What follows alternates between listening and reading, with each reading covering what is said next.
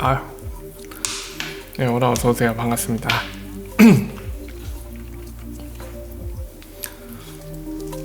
아이고.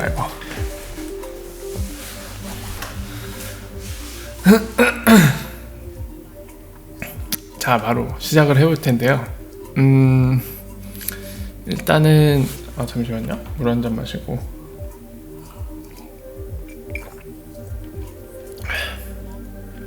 네, 재판 얘기도 할 건데, 오늘 재판 있기 전에도 말씀드렸지만은 특별한 일은 없었어요. 이따가 잠시 말씀을 드릴게요. 워라 어서 오세요. 반갑습니다. 그것도 있었고, 그리고 태국이 이제 5대 파트너 거래소가 생겼습니다. 그래서 그것과 관련돼서도 살펴볼 거고요. 그리고 오늘 소식은 그냥 간단하게 한번 브리핑 형태로 빠르게 핵심만 짚고 넘어가고요. 그 다음에 이제 Q&A 시간 때 함께 나누고 싶은 얘기들 나누면서 마무리를 지을까 합니다. 빠르게 볼게요. 첫 번째는 보시면은 이제 빗소 거래소에서 가서 볼까요? 직접 어떤 일이 있었냐면은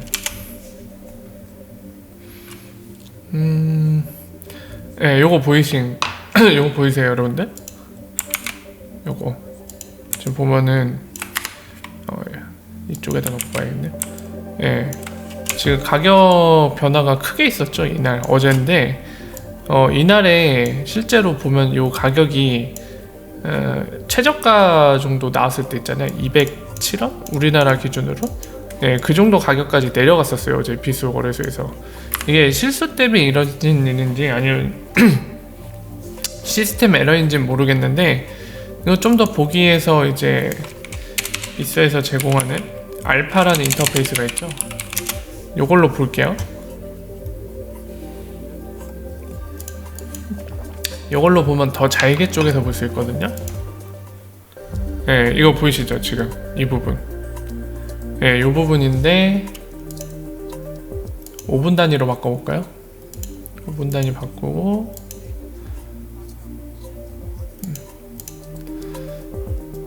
이렇게 축소시켜서 이때죠. 지금 보시는 요 부분이거든요. 요 부분. 보면은 시간은 우리나라 시간 기준으로 1월 16일 대략 한 새벽 잠깐만요. 3시 25분? 그때쯤이죠. 우리나라 시간으로 3시 20분입니다. 새벽에. 보시면은 5분 동안에 거래가 거의 한 230만 개 정도가 거래되면서 이렇게 꼬리를 물었어요. 그래서 이 바닥을 친 가격이 아마 우리나라 돈은 한 207원쯤이 될 겁니다.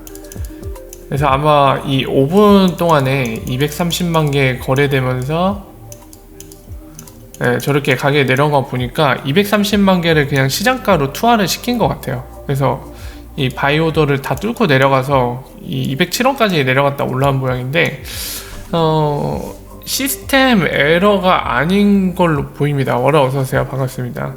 시스템 에러가 아니라 실제로 저 230만 개가 던져진 걸로 보입니다. 시장가로. 왜 누가 던졌는지 모르겠는데 어쨌든 그런 일이 있었어요. 근데 특별한 의미는 없는 것 같습니다. 뭐 전체적인 그런 가격 변화에 영향도 안 주고 금방 복귀했죠. 다시 원래 있던 지점으로. 그래서 큰 의미는 없고요. 지금 보면은 빗소가 지금 24시간 기준으로 최고치를 찍고 있습니다. 2,300만 개를 돌파하고 있어요. 거래량이. 그래서 지금 24시간 기준으로는 지금 역대급 최대치를 찍고 있는 상태다. 그렇게 볼 수 있겠네요. 워라 어서오세요. 반갑습니다. 빗소권은 그래서 정리하면은 그냥 5분 동안에 굉장히 많은 양, 빗소 기준은 굉장히 많은 양 230만 개 정도 한 번에 투하가 됐고요. 그런 이유 때문에 이제 가격이 시장 가격보다 훨씬 아래까지 내려갔다 올라왔다. 하지만은 정황을 볼 때 특별한 이슈는 없었던 것 같아요. 원래 시장가로 복귀한 거 보니까 그렇게 정리할 수 있을 것 같고요. 자, 그리고 많은 분들이 기다리시던 게 이 법원 관련된 건데 자, 일부러 내용을 보면서 말씀을 드릴게요.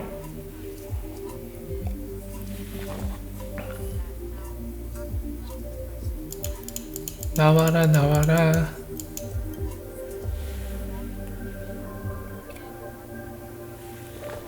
로딩이 느리네요. 네, 워라 어서오세요. 반갑습니다. 네, 여기 나오죠?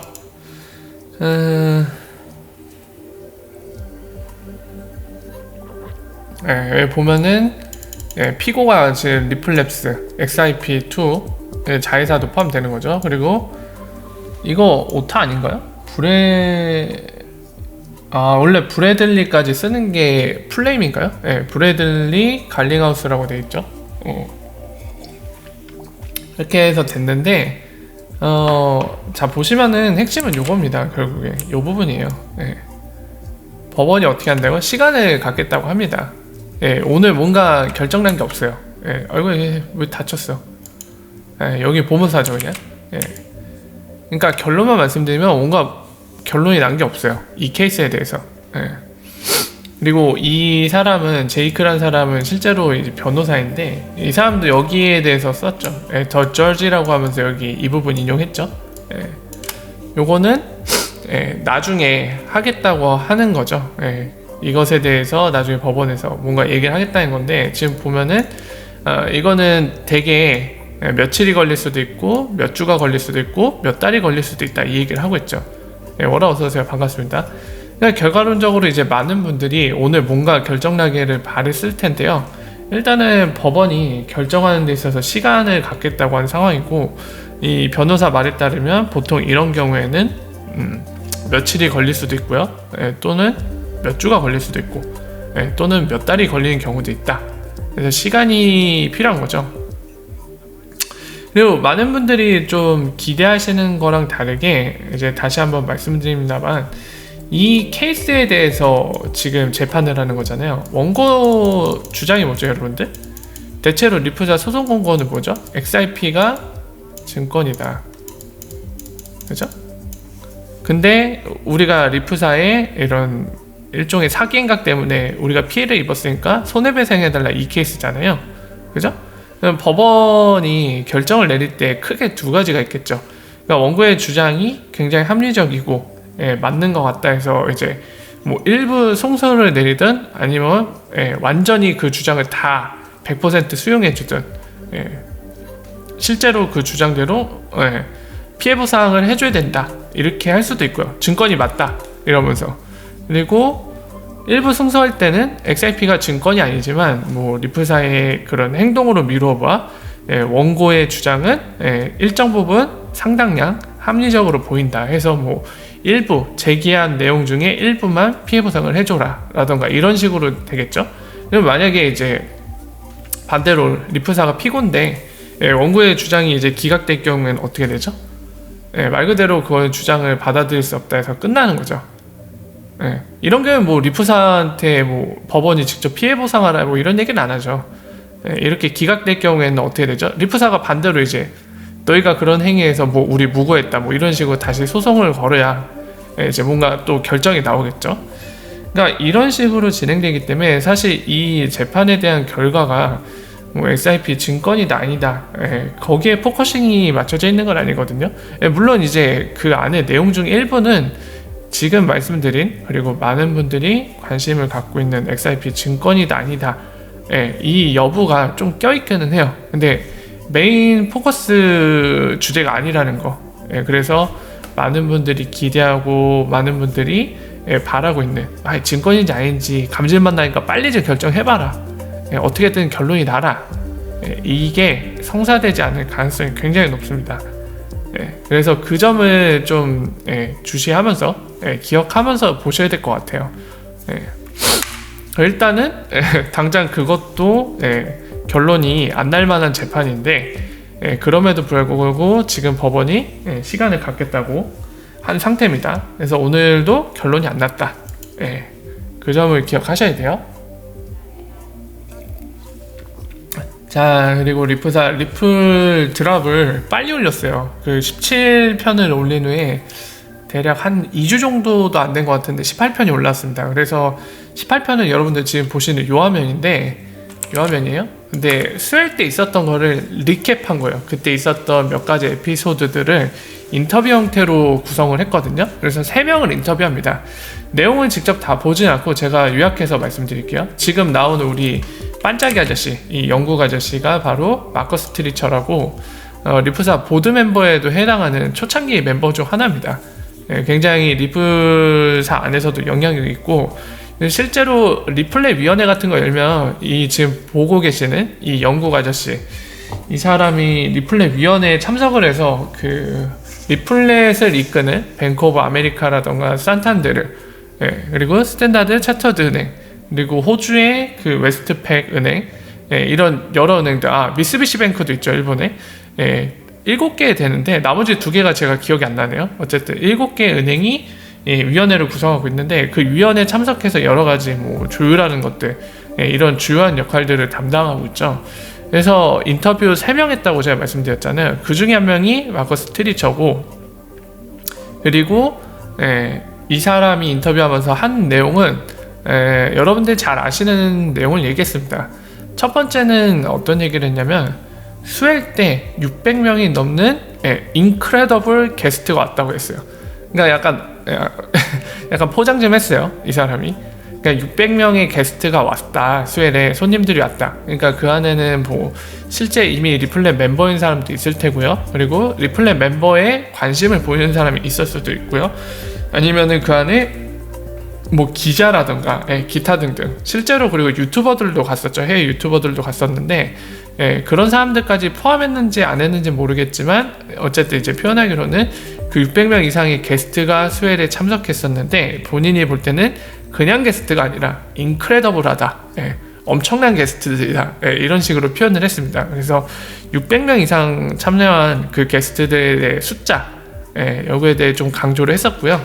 그리고 그런 게스트들이 와서 굉장히 예전과 다르게 적극적으로 리플렛에 관심도 갖고 그런 것들 얘기하는 거, 그리고 더 나가서 참여할 의사를 밝힌다던가 발전적인 얘기를 하는 것들에 대해 굉장히 포지티브하게 긍정적으로 반응했다는 것에 대해 높이 평가하더라고요. 근데 이런 얘기만 했습니다. 요약해서 제가 말씀드린 거고, 디테일이 더 있긴 하지만 주된 얘기는 이거였어요. 거기에 그 600명 이상 되는 게스트들, 대단한 게스트들께서 굉장히 적극적으로 관심도 보이고 긍정적으로 피드백 반응들을 해줬다, 이 얘기를 했고요. 그리고 두 번째는 약간 그 나이가 좀 있으신 여성분을 인터뷰했는데요. 저는 처음 보는 분인데 그 맡은 역할이 그겁니다. 코퍼릿 뱅킹을 맡고 계세요. 그러니까 기업들이 이제 은행 쓰는 거, 뱅킹을 하는 거 관련된 거에 수석 분석가를 담당하십니다. 시니어 어널리스트라고 돼 있더라고요, 맡은 역할이. 그래서 그분이 하는 얘기를 제가 쭉 아까 들었는데, 뭐라고 얘기했냐면은 이제 그 어덥션 커브라고 제가 막 그런 것들 많이 그렸잖아요. 뭐 보통 신기술에 대한 뭐 도입, 이거를 그래프의 시간 변화에 따른 X축이 시간이고 Y축이 이제 적용, 이렇게 따졌을 때 뭐 이렇게 커브 그래프로 그릴 수 있죠. 이런 식으로 뭐 그래프 나오는데, 그런 그래프를 얘기하면서 방금 얘기한 그 분석가는 어떻게 분석을 했냐면요, 초창기가 이제 얼리 어댑터, 우리가 얼리 어댑터 한글로 쓸까 그냥? 어답터, 또는 이렇게 적죠.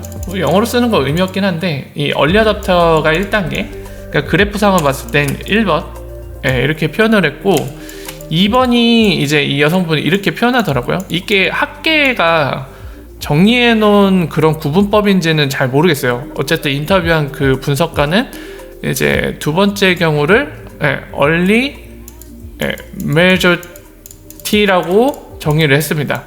그러니까 이제 메이저들이 뭐라 해야 될까요? 실제 이제 주된 플레이어들 있잖아요. 그런 메이저급들이 들어오는데 그 중에서도 이제 초창기에 진입하는, 그걸 표현한 것 같아요. 그래서 2단계가 요건데, 인터뷰 내용에서 그 사람이 밝힌 거는 그 사람의 관점을 요걸로 보고 있더라고요. 이제 요게 시작됐다, 얼리 어댑터 지났고 이제 이게 시작되는 지점이라고 표현을 했습니다. 그러니까 지금 우리 현재가 이제 리플렛 이런 거에 적용하는 OD에 실제로 지금 24개 이상의 리플렛 멤버가 사용하고 있잖아요.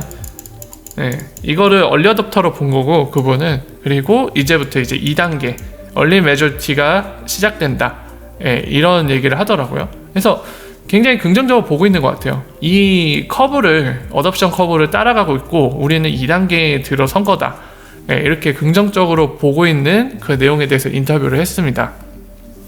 그리고 세 번째가 바로 이제 이 ODL 사용자 리플렛 멤버인 고랑스인데요. 여기 같은 경우는 제가 정확히 뭐라는 기업인지 모르겠지만 이 리플사 설명에 따르면은 그거죠. 프리랜서들.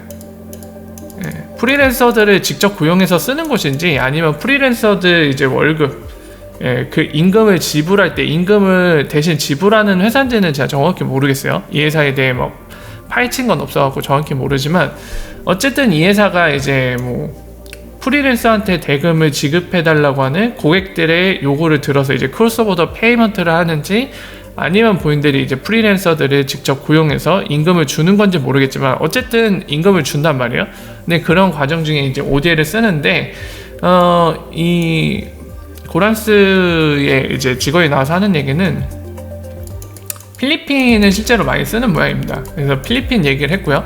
실제로 예를 든 게 ODL 쓰는 거 필리핀을 얘기했고 굉장히 판타스틱하다라는 표현을 하는데 거기에 대해서 판타스틱하다고 하더라고요. 편의점 같이 24시간 일주일 내내 그리고 360일 그러니까 쉬지 않고 가동이 가능하다는 거죠. 은행은 뭐 비즈니스 데이가 따로 있잖아요. 쉬는 날이 있는데 그럼에도 불구하고 요거는 리플렛의 ODL은 그냥 내가 원하는 시간에 언제든지 이 보낼 수 있는 게 굉장히 큰 장점이라고 얘기하면서 여기에 대해 긍정적으로 평가했습니다. 근데 뭐 우리가 원하는 새로운 정보라던가 이런 내용은 없었어요. 그냥 이런 장점들 그리고 본인이 직접 사용했을 때 여러 가지 이런 장점들로 인해서 굉장히 어썸하다, 어메이징하다 약간 이런 느낌으로 설명을 했습니다. 그래서 이 리플 에피소드 드랍 18편은 이 정도로 정리가 가능할 것 같아요. 월아 어서오세요. 반갑습니다. 그래서 핵심 내용은 이 정도로 정리하고 알아두시면 될 것 같고요.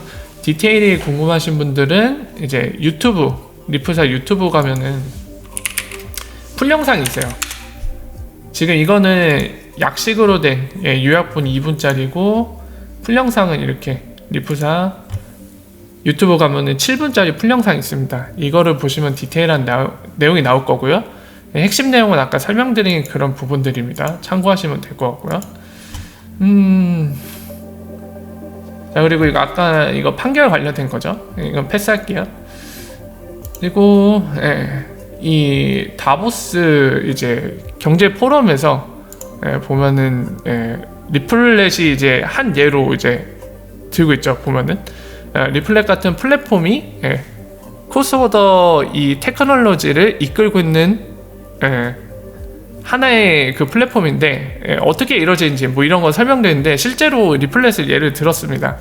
그래서 이제 여기서 얘기하고 싶은 거는 리플렛이 그냥 좁쌀만한 회사의 솔루션이거나 그리고 알려지지 않은 또는 인지도 없는 솔루션인 게 아니라 지금 보면 이런 데서도 언급될 만큼 유명한 포럼이잖아요. 다보스에서 언급될 만큼 인지도가 있는 거 아니냐 이 얘기를 하고 싶어 하는 것 같습니다. 그래서 이렇게 언급됐다는 거 그 정도로 참고하시면 될 것 같아요. 그리고 지금 해외에서는 또 그 얘기가 나오고 있죠. 페드에서 디지털 달러 즉 CBDC 같은 거를 이제 발행하겠다고 어나운스를 할 예정이라는 지금 루머가 도는데 이거 혹시 확인하신 분 있나요? 지금 그런 얘기 나온다는데 뭐 따로 뉴스로 제공된 건 없거든요. 만약에 진짜 미국 연방준비제도에서 우리도 CBDC 발행하겠다 했으면은 벌써 기사가 떴을 텐데 없는 거 보니까 아마 이거는 루머로 끝날 가능성이 높아 보이긴 합니다. 일단은 뭐 기다려보죠. 그런 루머가 있다고 하니까.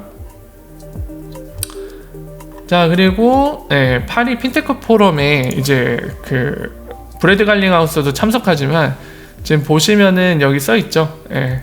더 네버엔딩 챌린지 어느 거에 대한 끝나지 않는 도전이죠. Moving Money Around the World 전 세계적으로 이렇게 돈을 보내는 거에 대한 끊임없는 도전 해갖고 핀테크 업체들이 나오고 있죠. 지금 보시면 에지모라고 영국의 이제 송금 업체인데 생각보다 우리한테 이름은 낯설지만 굉장한 규모를 갖고 있죠. 탑 10 안에 드는 업체고요.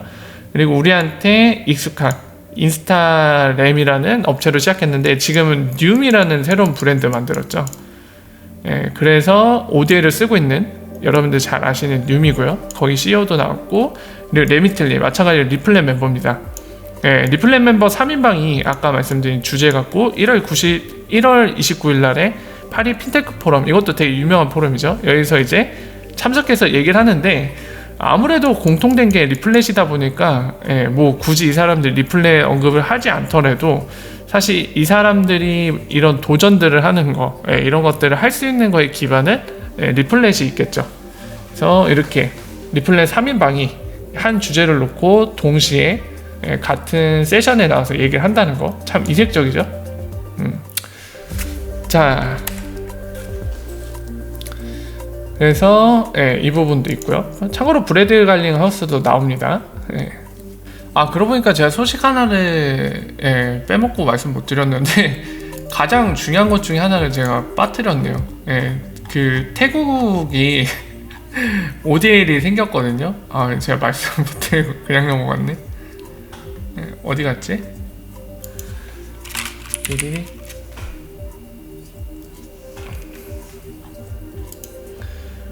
아하이 참. Q&A 진행하기 전에 요거죠, 여러분들.